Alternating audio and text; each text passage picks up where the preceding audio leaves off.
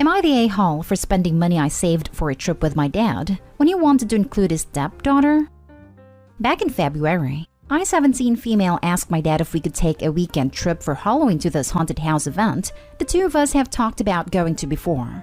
He said he wasn't sure he could afford it, but if I saved enough money we could go. He was going to cover some of it too. I actually saved up the money by early September and told him as much. Then he brought up the subject about how cool it would be to include a stepdaughter, 14, and it would be a nice bonding trip for all three of us. He asked me how I felt about that, and I told him I didn't want to include her because I wanted it to be just the two of us. He asked why, and I told him we never do stuff just the two of us anymore. I don't want that time with him. He said he gets plenty of time with his wife, but I said she's not him. That I wanted more time for him and me, not everyone together. Not me and his wife or me and his stepdaughter. He told me okay, it could be just us. Then his wife blabbed because he didn't tell her I had said no. Then his stepdaughter wanted to go, and he told me he couldn't say no to her after that. So I told him to forget it, and bought myself some stuff for the money I had saved. This upset my dad and his wife and his stepdaughter. My dad and his wife told me I responded like a child instead of an almost adult. His stepdaughter said I was so mean. Why would I do that? She was looking forward to spending the weekend with us at the haunted house. I told my dad I saved it for the two of us to go alone, but he has made it clear he doesn't want that time with just me anymore. And since that's how he feels, I am sick and tired of time with his family. That he shouldn't worry because I will be gone soon, that he can spend all the time he wants to with them, and the childish and mean one won't be living here in a few months. He asked why I couldn't just wait and do something else with him. Why spend the money? Why break the plans like that? It's not the first time I have tried to do something with him, and he automatically involved everyone or just his stepdaughter in it. And I even told him I missed hanging out just him and me. It doesn't do anything. I know his wife is upset because her daughter is hurt, because she knows how badly he didn't want her there, and she's also not going now. Am I the a-hole here? Now for the top comments. Not the a-hole. You shouldn't be covering any of the cost of this trip at all. And your dad and his wife are being a-holes for downplaying your need for one-on-one time with your father. The money's yours and you're entitled to spend it on what you want. You aren't obligated to participate in a trip with your stepsister, let alone pay for it from your pocket. It's good that you stood your ground and didn't let them guilt trip you or force you. Going to the trip with your 14-year-old can also restrict the scary activities which you'll be able to participate in. You have to take that into account. I'm not quite sure that this place suits a kid, although it depends on her character and endurance. I hope that you're pleased with what you bought. At least it stays. The experience of the haunted house is over. Not a a-hole. Kids in all families are allowed to want one-on-one time with their parents. It is good and healthy and important. And it's even more important in blended families. I'm sorry your dad reacted this way. You are always upfront in your communication. You showed maturity here. Your father is not. I'm sorry your plans were ruined. Yep, Opie communicated clearly and from the start, and even saved up for it. She's not childish for letting herself get run over by her dad and his wife, and drawing a clear boundary and paying for the honor. Now next time she makes plans she's paying for, they'll know she's not bluffing. Doesn't sound like there will be a next time. Opie sounds tired of trying. Tired, heartbroken, rejected, alone. All words I could use to describe how I feel. Also mad. Next story. Am I the a-hole for not letting my ex and his girlfriend have family time with my son? Every year I take my son to visit his great-grandparents. Usually his dad, / my ex, will be there too during the trip. And they'll spend a lot of alone time together since my ex doesn't see our son as often as I do. The only difference this year is that this time he brought his girlfriend with him. The trip has been a disaster. The first week we were here, my ex wanted to take my son out sailing, and his girlfriend went with them. They came back early and my son was crying so hard he threw up. When I asked my ex what happened, he told me he didn't know and that our son kept asking for me, but he told him they would see me when they got home, and he just started crying and wouldn't stop. Since my son has refused to go out anywhere with his dad unless I go too. He won't even stay in the same room as anyone else unless I'm there. I've tried talking to him, but it hasn't helped me understand his behavior. Yesterday, his girlfriend pulled me aside and told me I needed to give them space to have some family time, and that she really wanted my son to like her because my ex made it clear if he doesn't, their relationship wouldn't last. I told her I wouldn't force my son to go alone with him. She said she understood I was overprotective, but that I needed to let his dad have time with him without me hovering. She kept asking me, and I finally got annoyed and told her to tell my ex to talk to me if he had a problem. She basically told me that he was my ex's son too, and that she knew it must be hard for me to see him move on. Lol, but that I was being selfish and acting jealous. She's been giving me dirty looks ever since. Am I the a-hole? Not the a-hole. Something really messed up happened for your son to react the way he did. If I were you, I'd get some counseling for him if he keeps refusing to tell you what happened. As far as the girlfriend is concerned, she needs to shut up and stop forcing your child to like her. That's not how it works, and it's her problem to deal with if your ex breaks up with her. Completely agree. Something happened. My mama gut can feel it through Reddit. I don't even have kids, and I can still tell there's a strong problem with ex's girlfriend. Not just a kid being whiny. Either they told him they were going to be a family/girlfriend as his new mom, and the idea of such a big change distressed the poor kid, or he was yelled at or physically punished for something, and probably told not to tell. Nothing happened, he just cried until he puked for no reason. Doesn't make sense. Not today, home, but you would be if you don't get to the root of what happened to your son that day. Crying enough to throw up? There was some abuse. Do not rug sweep. Do not talk to the girlfriend. Talk to a lawyer, or at the very least, a child psychologist. Something happened. Something bad, and your son either feels responsible for what happened, or is in fear of saying anything because someone threatened either him or you. Your kid gets upset enough to barf. That is kind of a visual that something happened on a sailboat that has him not wanting to be alone with his dad or anyone else.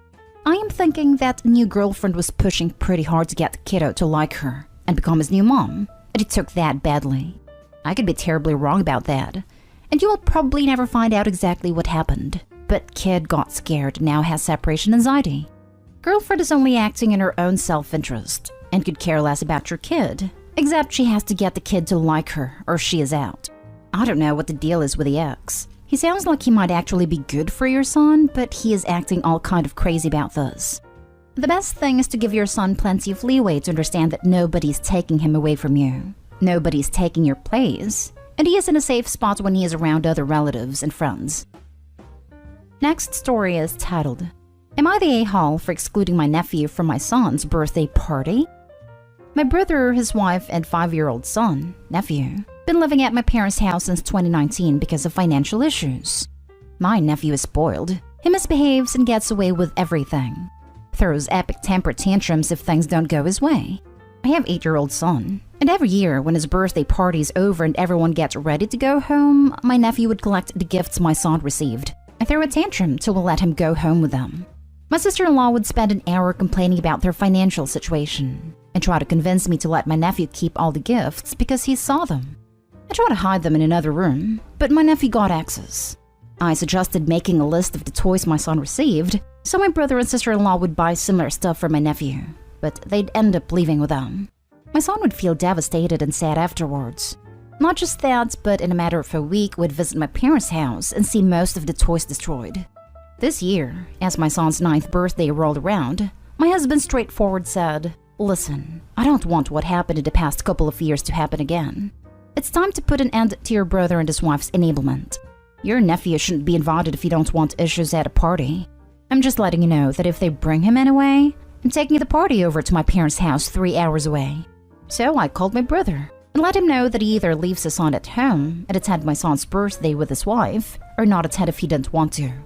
He hung up, then called again in a few minutes and was livid, asking if I was serious about what I said about excluding his son from his cousin's birthday. And I said a reason for that is because of my nephew's misbehavior. He laughed, saying, "What's misbehavior? He is a kid, for Christ's sake. Go ahead and name one kid who doesn't misbehave." I said that what his son does, which is taking my son's birthday gifts, then crying and yelling his way into leaving with them, was not fair, because those gifts were given to him, and he shouldn't be guilted into giving them away on his birthday. My brother started talking about a struggle to buy his kid new toys, and said him and I should encourage the kids to share. I said no, because everyone deserves to receive gifts, and not be expected to share or give them away. I said he and his wife are welcome to attend, but my nephew isn't. He first begged and promised he won't let his son touch anything, but then got angry and said he was appalled, completely appalled by my coldness and cruelty to exclude my nephew like that. He said his son understands what's going on, and once it tells him his aunt excluded him from his cousin's birthday party, I shouldn't act surprised, because neither he or his son will forget how I treated them. Then hung up. Mom roasted me about my decision, saying I'm causing emotional damage over a few gifts. She and Dad wanted me to apologize and invite my brother's family. I'm sorry. You've allowed them to just take your son's presents in the past? What? How can you let your son down so badly? You should have stopped them, threatened to call the police, and followed through if they still took them. Also, you shouldn't have invited your brother and wife to come without their son. I fully understand not inviting the son, but at that point, you just disinvite them all. Did you really think they were gonna leave their kid with a sitter while going to a kid's party he wasn't invited to? Your brother and his wife suck. I feel deeply sorry for their son because they're doing him a great disservice, and they shouldn't be stealing from you. Your parents suck for enabling their behavior and expecting you to suck it up. You suck because in past years you did just suck it up, and you and your husband allowed your son to suffer. Everyone sucks here. Your son is not a hole, but everyone else is. Everyone sucks here. I can't believe all these adults ever allowed this to happen once, let alone for years. Your poor son. Birthday ruined year after year, and all the adults just let it happen. I can't imagine someone acting entitled to my child's birthday gifts, and me just giving in instead of being a grown-up and saying no.